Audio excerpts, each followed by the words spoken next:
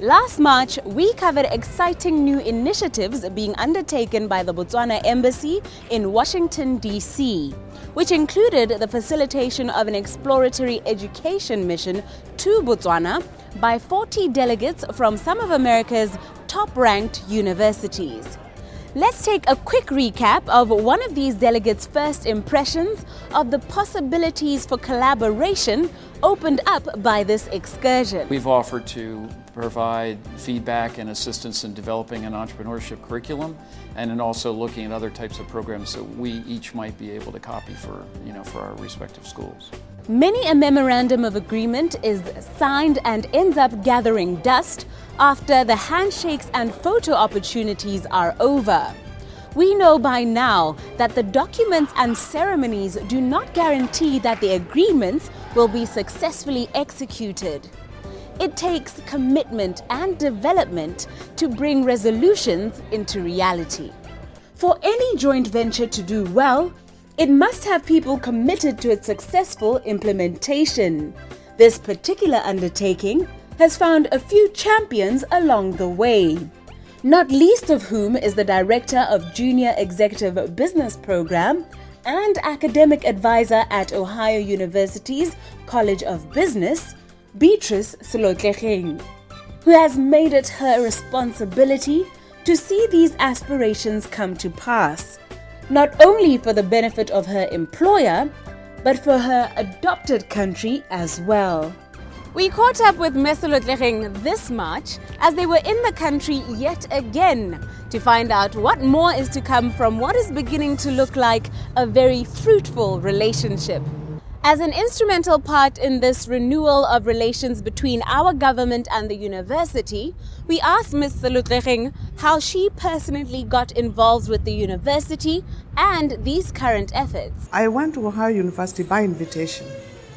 Their College of Business, which is highly regarded in the US, invited me as an executive in residence faculty to teach management in aviation management.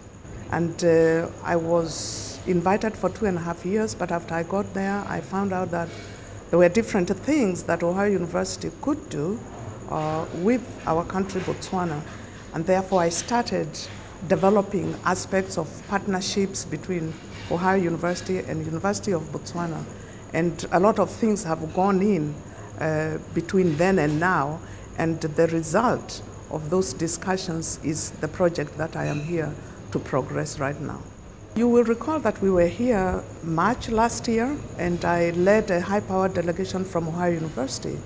Of course, that particular visit here was run under the auspices of the Botswana Embassy in Washington, D.C., and many universities in the U.S. came to Botswana on a fact-finding mission to look for partnerships and to look for value added. And when we came here as Ohio University, we identified certain areas of mutual interest, and this particular one is attached to what we call the Mensa Cutler Scholars Program, where we are recruiting students from Botswana to come and study at Ohio University.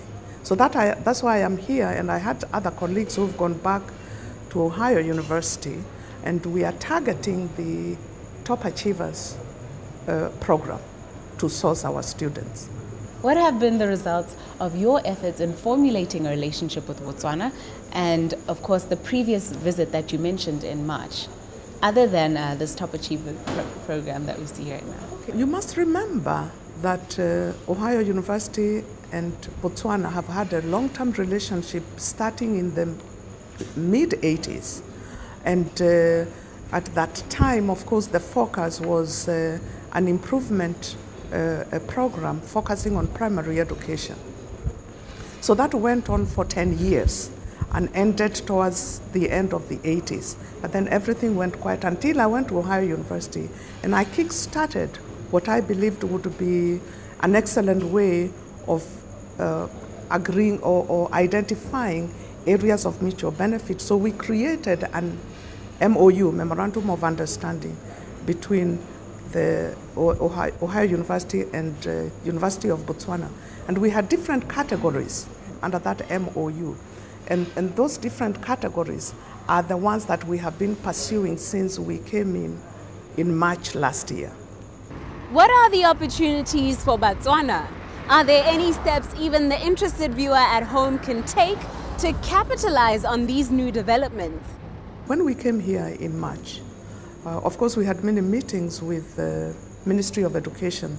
The permanent secretary in particular was very hospitable to all the visiting institutions, and we were able, as Ohio University, to present to the permanent secretary 5 scholarships which really are geared for Batswana who want to do graduate programs as well as PhD programs.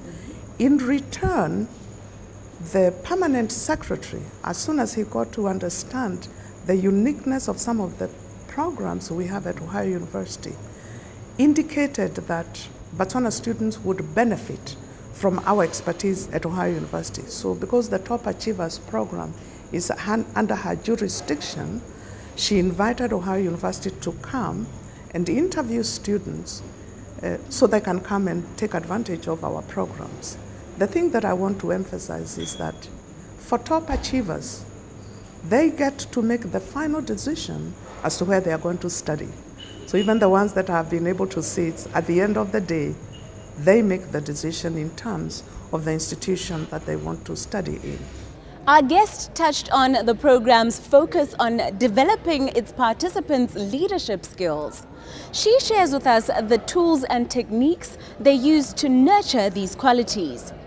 Firstly, you have to create a conducive environment for the young people to thrive and to grow.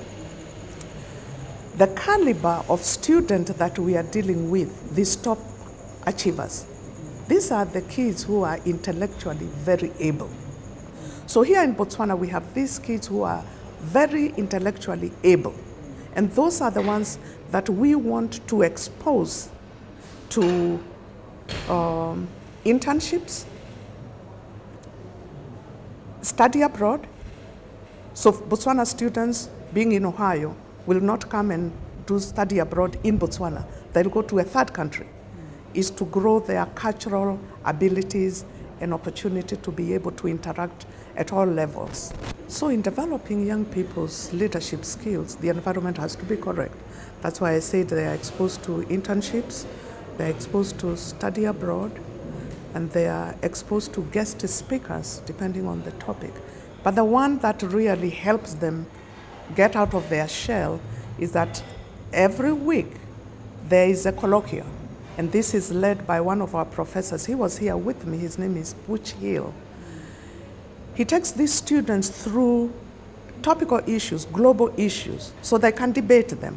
And you are encouraged to debate on both sides. So you can debate for, and then you debate against it to kickstart your thinking abilities and to allow our students to think outside the box and to be able to collate everything in a logical manner. So they do these colloquials, and they learn a lot. It's once a week. They are also required to mentor other students. That again also helps them to develop their leadership skills. It is encouraging to revisit an area that showed promise and is now showing the first shoots of success. Maselotlegeng is a worthy example of an individual who may be far geographically, but through her dedicated utilization of her position of influence and the opportunities afforded her, she has kept the needs of the country she calls home close to her heart. An example that should serve as a pertinent reminder to Batswana everywhere. Stay tuned to First Issues, as in the following segment, we continue to unearth and celebrate members of the disabled community who are fortunate enough to have found jobs, in contrast to others in their situation who continue to be shunned by the corporate world, regardless of their abilities or their qualifications. This segment of the show is brought to you by my co-presenter, Shadi Lindsay. This week on First Issues, we discuss disability in the workplace and how disabled people are finding challenges in the workplace. In the US, the workforce consists of 20.5% of disabled people, and the figures are similar across the developed world. Less than 1% of the workforce in South Africa constitutes of people living with disability, despite government efforts since 1994 to assimilate more disabled people into the workforce. There are no official statistics of disabled people and employment existing in Botswana, and disabled people report that they struggle to find employment. Tonight, we speak to those who manage to beat the odds and find employment despite their physical challenges. Basic assumptions are made, often unconsciously, about what a person living with disability can and cannot do. However, research has shown that there's very little difference between the productivity levels of somebody who's disabled and somebody who isn't. Tonight on First Issues, we speak to people living with disability on how they manage to work and live normal functioning lives. We speak to Gabo, an IT support officer with the Department of Broadcasting Services, as well as Screamer, a well-known sports presenter on Radio Botswana. We also speak to Ramala, an administrator within government. We started off by asking our guests to describe themselves and the nature of the work that they do and how they came to do what they're doing. Well, I work as an administrator. Like everyone, the advert will come out of the newspapers. I took that opportunity in 2006. I applied for a work in the then Ministry of Telecommunications, Science and Technology, where then I have to change the job after the impairment. I met my disability in 2000, hospitalized. Then from there, due to the degree of disability, I have to switch on and find something that will be more easy to work with than the previous work. I'm working here in Radio Botswana as a radio presenter, and I started 3 years back, 2009,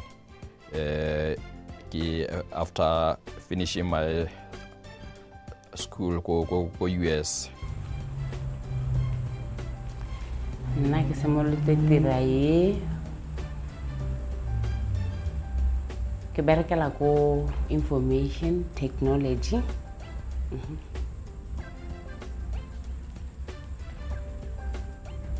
I started this work as a gardener.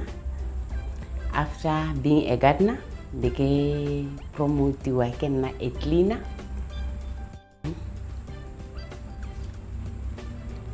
So, I can take it to a little, but I can't go to posa di kwalo, ke dirisa di tempe ke go posa ko posong.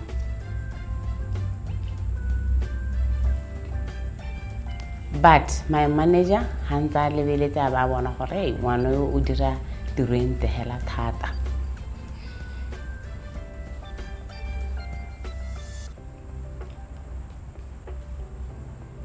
So ba bona go tshwanetse gore ke ye go information technology.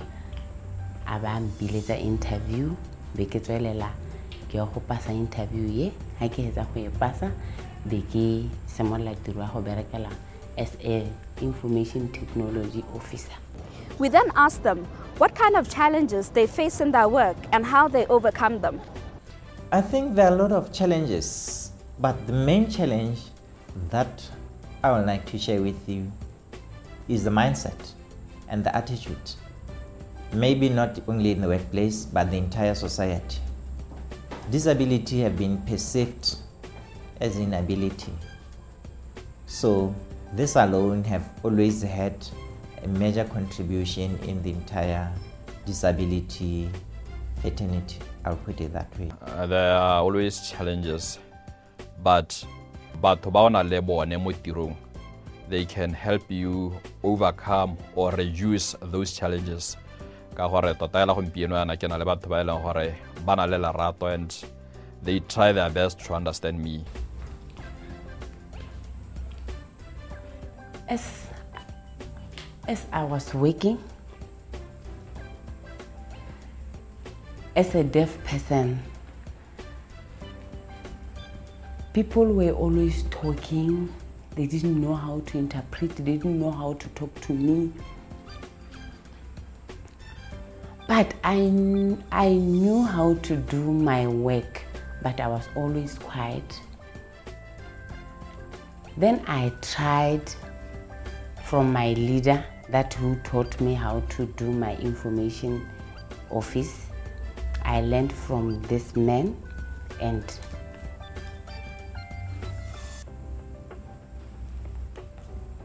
they always call me, come and help me. What is this? But I didn't understand. We also asked Rammala how he overcame those challenges that he's faced with. Being vocal, being firm, being able to advocate for yourself, showing them and telling them what is it that you are capable of delivering. If it means taking extra mile step, let it be. Sure that indeed you can do and achieve what they too can do. Our guests then shared their views and opinions on whether government and the private sector is doing enough to be more inclusive of people living with disabilities. I've always said the first journey starts with the first step. I think slowly we are moving there.